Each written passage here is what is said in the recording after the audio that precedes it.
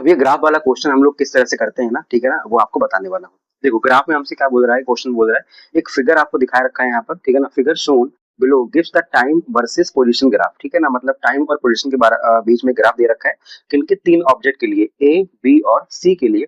अब आपसे क्या बोल रहा है कि इनके आपको स्पीड का रिलेशन बताना है कि कौन ज्यादा है कौन कम है या आपस में बराबर है या क्या है, ऐसा आपको बताना है। अब देखो यहाँ पर आपसे पूछ क्या रहा है, स्पीड पूछ रहा है।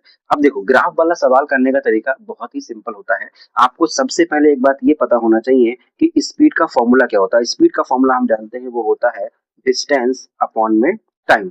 अब स्पीड का सिंबल होता है बी, डिस्टेंस का होता है डी और टाइम का होता है टी। इसका मतलब बी बराबर हो गया डी अपॉन टी।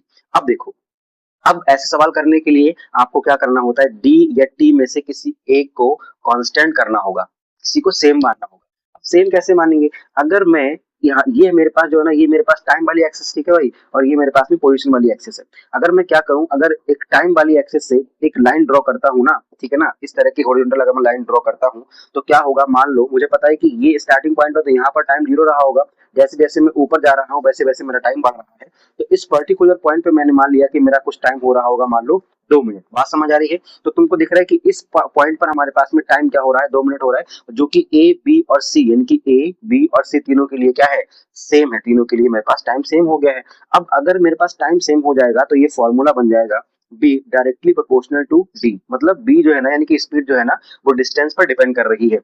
इसका मतलब ये है कि जो जितना आगे होगा उसकी स्पीड उतनी ही ज्यादा होगी। बात समझ आ रही है। तो ठीक है, तो हमको दिख रहा है कि इस ग्राफ के अकॉर्डिंग ए हमारे पास, आपको दिख रहा है ये पोजीशन है, ठीक है ना, ये मतलब मेरे पास मान लो एक सड़क है जिस पर मैं आगे ऐसे बढ़ रहा हूँ। तो आपको दिख रहा है कि इस ग्राफ के अकॉर्डिंग ए वाला सबसे आगे है, उसके बाद आपका बी वाला है और उसके पीछे आपका सी वाला है। तो इस ग्राफ के हिसाब से आपको समझ आया कि ए वाला सबसे आगे है, उसके बाद बी वाला, उसके बाद सी वाला। तो जिस तरह से आप इसकी पोजीशन का हो गया है, मतलब डिस्टेंस का हो गया, ठीक वैसे ही इसका स्पीड का हो जाएगा। इनकी बी ए सबसे ज्यादा होगी, उसके बाद बी बी, उसके बाद में बी सी, ये रिलेशन निकल के आ गया। अब जरा आप लोग अपने ऑप्शन चेक कर लो। यहाँ पर ऑप्शन बोल रहा है कि बी ए कम है बीबी से और बीबी कम है बीसी से, इसका मतलब ये नहीं होगा, ठीक है ना। दूसरा बोल रहा है कि बी ए ज्यादा है बीबी से और बीबी ज्यादा है बी सी से, तो ये हो सकता है सही है। अगला ऑप्शन चेक कर लो। अगला हमसे क्या बोल रहा है कि बी ए बराबर बीबी के, तीनों बराबर है क्या, ऐसा नहीं है, तीनों बराबर नहीं है, तो ये भी हमारे पास ऑप्शन नहीं होगा। डी क्या बोल रहा है कि बी ए बराबर बी सी, क्या तीनों बराबर है, नहीं है भाई, तीनों बराबर नहीं है। तो इसका मतलब ये भी ऑप्शन नहीं होगा। तो हमारे पास में जो बी वाला ऑप्शन है ना, वो सही हो गया।